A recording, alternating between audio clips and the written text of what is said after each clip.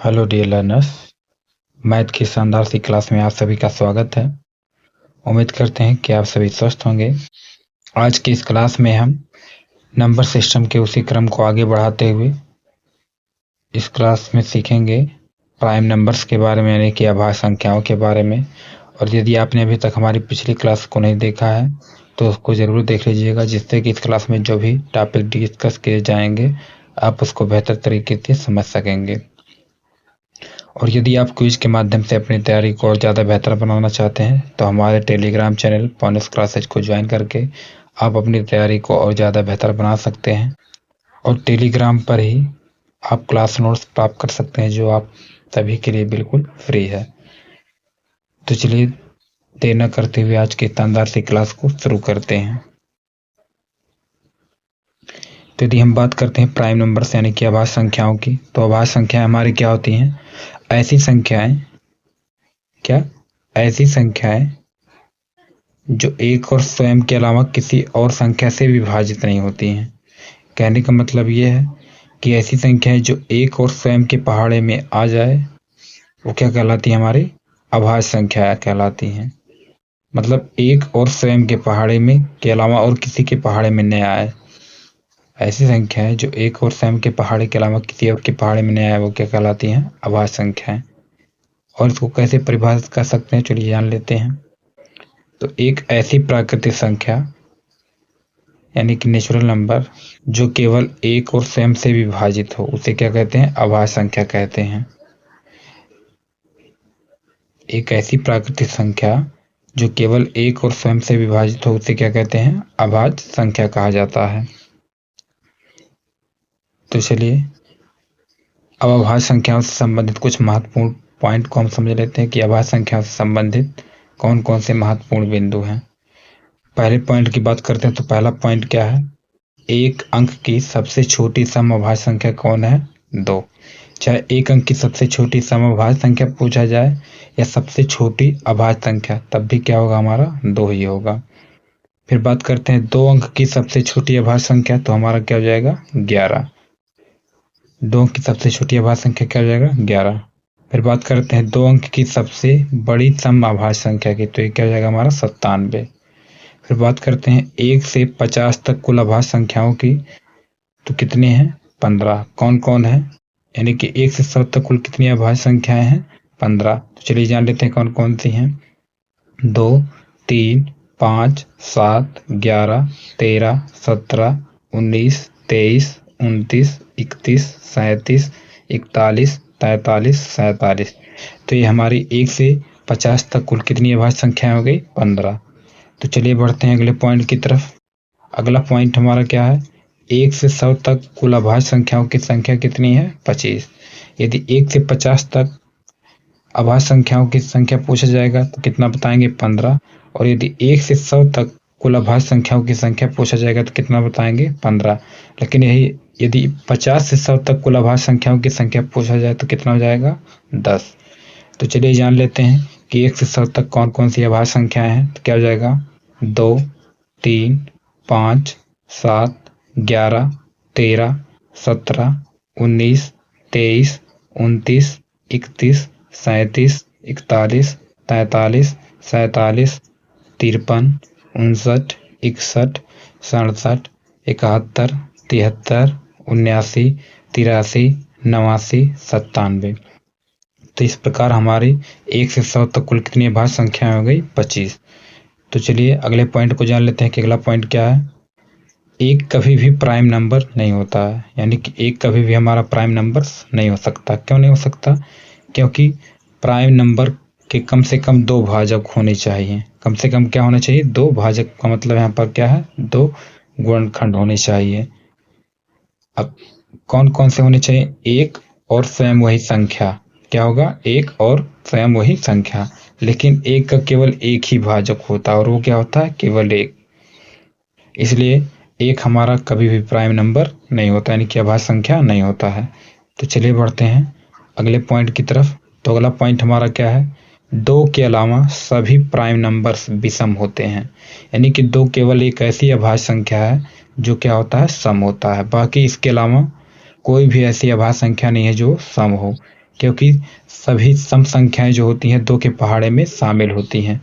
तो हमारा 2 इकलौता एक ऐसा अभाज्य संख्या है जो क्या होता है, सम होता है। 2 के अलावा जितनी भी अभाज्य संख्याएं सब क्या होती हैं, विषम होती हैं। फिर बात करते हैं अगले पॉइंट की। तो अगला पॉइंट क्या है, प्राइम नंबर्स अनंत होते हैं, यानी कि जितनी भी अभाज्य संख्या हमारी क्या होती हैं, अनंत होती हैं, यानी कि इनफाइनाइट इन नेचर। जितनी भी अभाज्य संख्याएं वो क्या होती हैं, अनंत होती हैं। फिर बात करते हैं इनकी कोई अंतिम संख्या नहीं होती, यानी कि अभाज्य संख्याओं की कोई अंतिम संख्या नहीं होती कि हम नहीं बता सकते कि सबसे बड़ी अभाज्य संख्या कौन सी है या लास्ट अभाज्य संख्या कौन सी है। फिर बात करते हैं अगले पॉइंट की। तो अगला पॉइंट क्या है, प्राइम नंबर के केवल 2 गुणनखंड होते हैं। अब कौन कौन से, एक तो वही संख्या हो जाएगी और दूसरा क्या हो जाएगा हमारा, एक। तो प्राइम नंबर्स की परिभाषा हम ऐसे भी परिभाषित कर सकते हैं कि ऐसी संख्याएं जिसके केवल 2 गुणनखंड हो। कौन कौन सा, एक और स्वयं वही संख्या। तो चलिए बढ़ते हैं अगले पॉइंट की तरफ।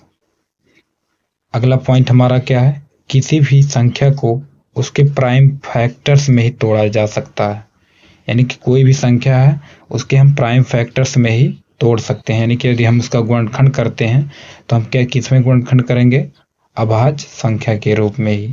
और यह क्या कहलाता है, फंडामेंटल थ्योरम ऑफ अर्थमेटिक कहलाता है। इसे हम क्या कहते हैं, फंडामेंटल थ्योरम ऑफ अर्थमेटिक।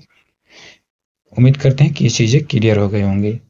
तो चलिए अब जान लेते हैं जुड़वा अभाज्य संख्याओं की, यानी कि जिसको अंग्रेजी में क्या बोलते हैं, ट्विन प्राइम नंबर्स। तो ये जुड़वा अभाज्य संख्याएं क्या होती हैं, वे 2 अभाज्य संख्याएं जिनके बीच का अंतर क्या होता है, सिर्फ 2 होता है, वो क्या कहलाती हैं, जुड़वा अभाज्य संख्या कहलाती हैं।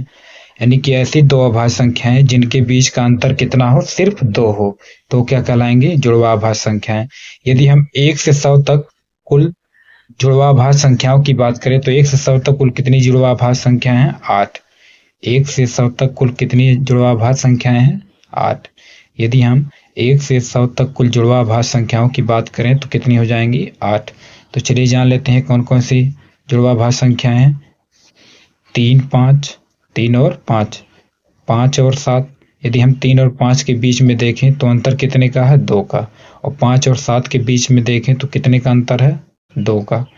फिर 11 और 13, तो 11 और 13 के बीच में यदि हम अंतर देखें तो कितने का है, 2 का।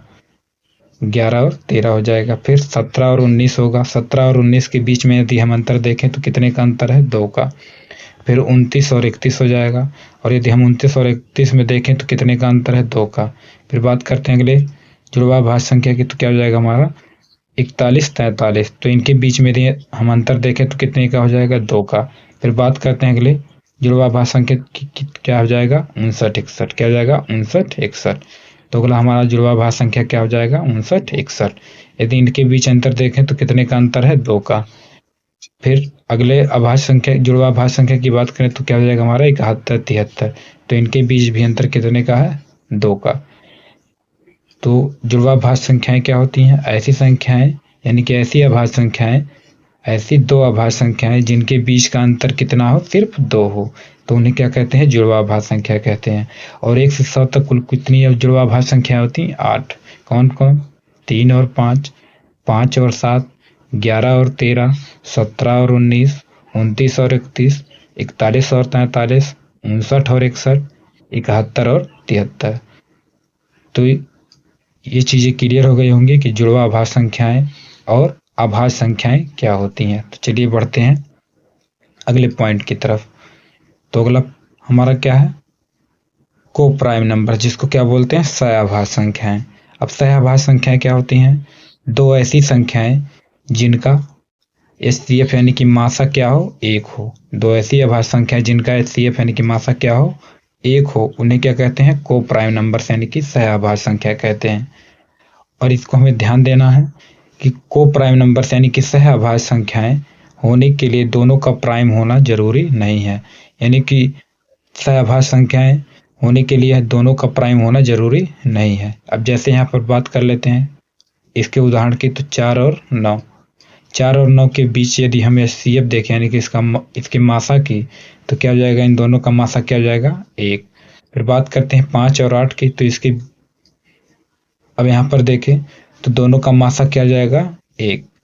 तो इसलिए क्या है, ये सहआभाज्य संख्या है। फिर बात करते हैं 14 और 15 की, तो 14 और 15 का मासा कितना हो जाएगा, 1। फिर बात करते हैं 7 और 20 की, तो 7 और 20 का मासा क्या हो जाएगा, 1। फिर बात करते हैं 3 और 10 की, तो 3 और 10 का मासा क्या हो जाएगा, 1। अब मासा का मतलब क्या है कि 4 और 9 में यदि देखें तो 4 1 से कटेगा और 9 भी 1 से कटेगा। बाकी इसके अलावा इन दोनों में कोई कॉमन ऐसी संख्या नहीं है जो दोनों को काट दे। मतलब एक ऐसी इकलौती संख्या है जो 4 और 9 दोनों को पूर्णतः विभाजित कर देगी। यानी कहने का मतलब ये है कि 4 और 9 में यदि हम 1 से भाग देते हैं तो संख्याएं क्या हो जाएंगी, पूर्णतः विभाजित हो जाएंगी, यानी कि शेषफल 0 हो जाएगा। और बाकी कोई ऐसी संख्या नहीं है जो इन दोनों को पूर्णतः विभाजित कर दे, तो इसलिए दोनों का एचसीएफ क्या हो जाएगा, 1 हो जाएगा। फिर बात करते हैं 5 और 8 की, तो 5 और 8 भी इकलौती ऐसी सहअभाज्य संख्याएं हैं क्योंकि इनके बीच का जो मासा होगा वो कितना होगा, 1 होगा। क्यों होगा, क्योंकि ये 1 और 1 के अलावा किसी और संख्या से दोनों विभाजित नहीं होंगे, 1। तो 5 और 8 जो है इनके बीच का मासा कितना हो जाएगा, 1। ऐसे 14 और 15 का मासा कितना हो जाएगा, 1। और 7 और 20 का भी मासा कितना हो जाएगा, 1। और 3 और 10 के बीच भी देखें तो मासा कितना हो जाएगा, 1। तो उम्मीद करते हैं कि ये चीज़ें क्लियर हो गई होंगी। तो चलिए आगे बढ़ते हैं और अगले पॉइंट को समझ लेते हैं। अब यहाँ पर हमें कुछ चीज़ों को ध्यान देना है। क्या है, 2 प्राइम नंबर्स हमेशा को प्राइम होते हैं। 2 प्राइम नंबर्स यानी कि 2 अभाज्य संख्याएं हमेशा क्या होती हैं, सहअभाज्य संख्याएं होती हैं। जैसे 3 और 5, 3 और 5 के बीच यदि हम मासा देखें तो कितना हो जाएगा, 1। यानी कि 3 और 5 1 से ही कटेंगे। कितने से कटेंगे, 1 से। यानी कि इन दोनों के बीच यदि हम देखें तो कॉमन क्या हो रहा है, 1। 1 से 3 भी कट जाएगा और 5 भी कट जाएगा। फिर बात करते हैं और क्या ध्यान देना है, लेकिन 2 को प्राइम नंबर्स जरूरी नहीं है कि प्राइम हो। यानी कि प्राइम नंबर्स तो को प्राइम हो सकते हैं, यानी कि अभाज्य संख्याएं सहअभाज्य संख्याएं हो सकती हैं, लेकिन सहअभाज्य संख्याएं जरूरी नहीं है कि वो अभाज्य संख्याएं हों। अब जैसे 4 और 9 है, तो यहाँ पर 4 और 9 दोनों क्या हैं, ये अभाज्य संख्याएं नहीं है लेकिन सहअभाज्य संख्याएं हैं। तो उम्मीद करते हैं कि ये चीज़ें क्लियर ही हो गई होंगी। तो आज के लिए बस इतना ही, इस क्लास को यहीं पर समाप्त करते हैं। मिलते हैं नेक्स्ट क्लास में। तब तक के लिए आपका इस क्लास से जुड़ने के लिए बहुत बहुत धन्यवाद।